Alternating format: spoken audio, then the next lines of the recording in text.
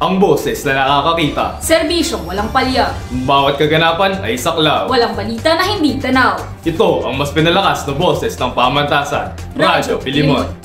Para sa mga ulo na tinutukang balita. First semestral midterm examination, aarangkada na. Pagbili ng Scantron sheets, dinagsan ng PL Munians. LTFRB, inapurbahan ng taas pasahe sa PUJs. 2023 General Assembly ng Communication Department, pinasinayahan.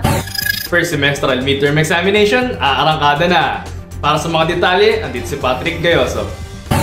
Opisyal nang inanunsyo ng pamantasan ang mga detalye patungkol sa nalalapit na mid-semestral institutional assessment program para sa unang semester ng kasalukuyang panuroang taon na gaganapin mula ika-9 hanggang ika-14 ng Oktubre.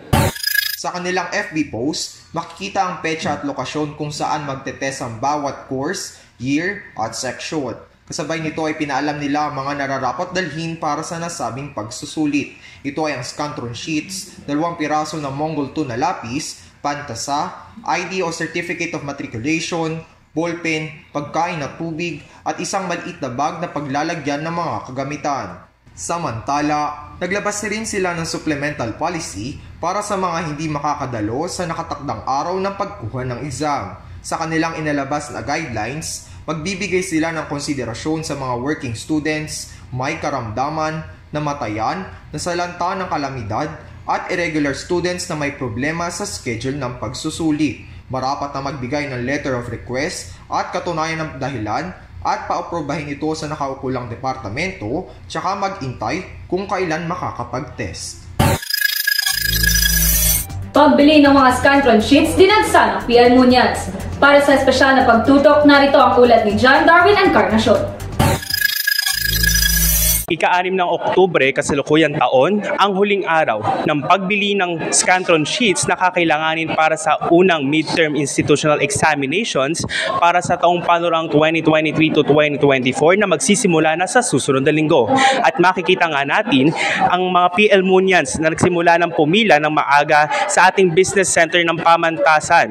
Naging maugong na usapin sa loob ng pamantasan ang pagkakaroon ng fee sa mga Scantron sheets na kakailanganin para sa mga institutional examinations na inanunsyo noong Setyembre. Umani ng samut-saring reaksyon mula sa mga mag-aaral ang isyong ito. Bigo ang aming istasyon na mahingan ng pahayag ang Assistant Vice President for Finance na si Ms. Melissa Uncalan dahil kasalukuyan din silang abalat sa pagpapabilis ng proseso sa pagbili ng Scantron sheets, subalit nangako ang kanilang tanggapan na magbibigay ito ng pahayag sa susunod na linggo. Komento ni BA Communications Program Chair Assistant Professor Ms. Alda Baarde, ituring na lang ng mga mag-aaral ang Scantron sheets bilang school supplies na isa ng essential na bilhin ng mga PL Munians. 8:30 na po. 8:30 po ako pumila. Mga 10 a.m. po.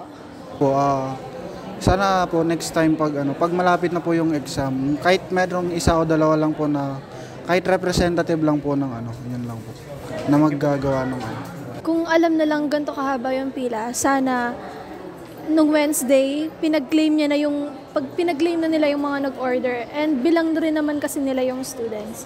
So, sana, para hindi masyadong hassle, para hindi mahaba yung pila, sana, nung Wednesday, pagka-order, may claim na agad na nangyari. Hindi yung babalik pa, tapos pipila ulit ng mahaba.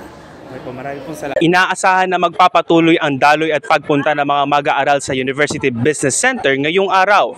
Para sa mas pinalakas na boses ng pamantasan, John Darwin Encarnacion, Radyo Pilimon. LTFRB, inapurbahan ng taas pasahe sa mga PUJs. Narito si Patrick Bayot para sa karagdagang detalye. Tataas na ang pamasahe sa mga pampublikong jeepney mula ika-8 ng Oktubre, 1:00 ng madaling araw. Ito'y matapos maaprubahan ng Land Transportation Franchise and Regulatory Board o LTFRB ang pisong dagdag singil sa pamasahe para matulungan ang mga tsoper sa patuloy na pagtaas ng presyo ng petrolyo.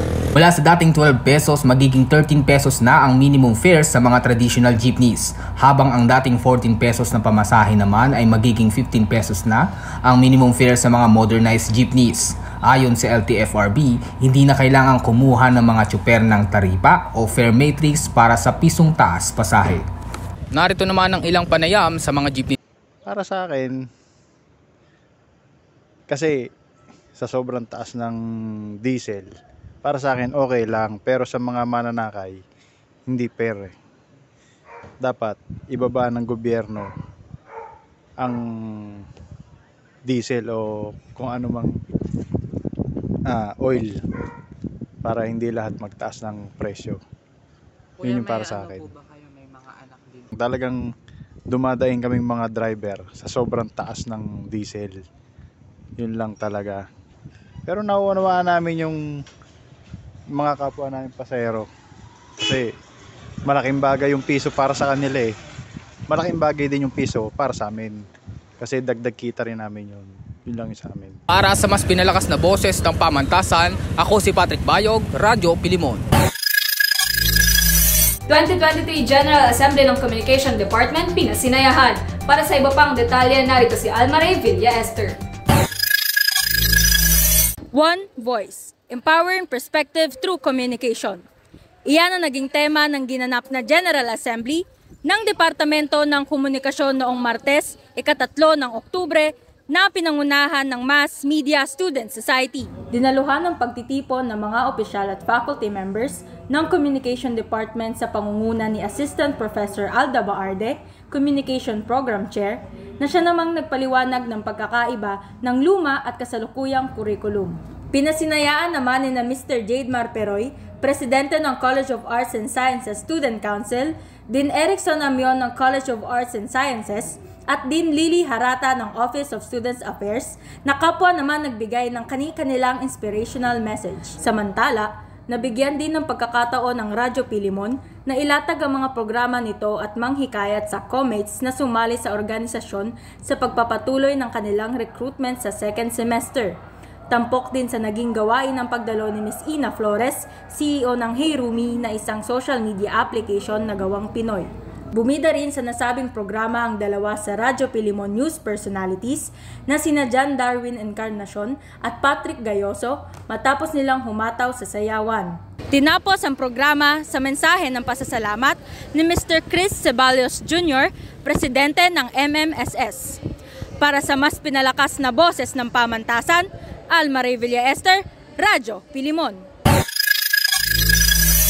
At yan ang mga sariwang balita sa linggong ito. Manatiling nakatutok sa Radyo Pilimon Facebook page at YouTube channel para sa mahalaga at napapanawang balita sa loob at labas ng pamantasan. Muli, ako si Zach Alano. At ako naman si Kisha Gail Palmos para sa mas pinalakas na boses ng pamantasan, Radyo Pilimon.